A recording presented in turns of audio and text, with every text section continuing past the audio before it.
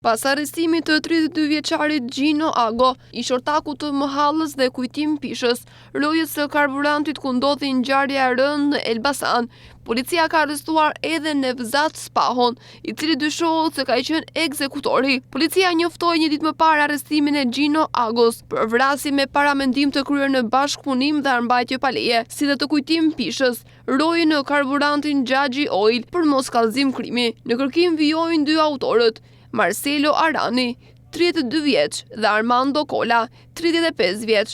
Automjeti i përdorur në krim rezulton të jetë në pronësi të Agos dhe ja kishte dhënë për përdorim Aranit. Ky i fundit ndodhi në arrest shtëpie për një tjetër çështje penale. Mohalla dhe Ago kanë qenë më parë ortak.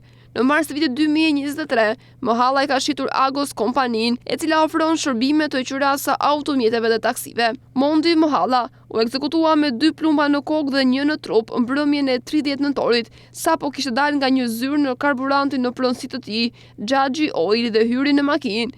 Ajo qëllua me kokë me 2 plumba pistolet, duke shkaktuar vdekjen e menjëhershme. Njëri nga autorët doli nga makina Audi, u afrua dhe qëlloi, ndërsa 2 autorët e tjerë u larguan më pas drejt Librazhdit, ku edhe dogjën automjetin në Mirak, brenda të cilit u gjetë djegur pistoleta Beretta e përdorur gjatë krimit.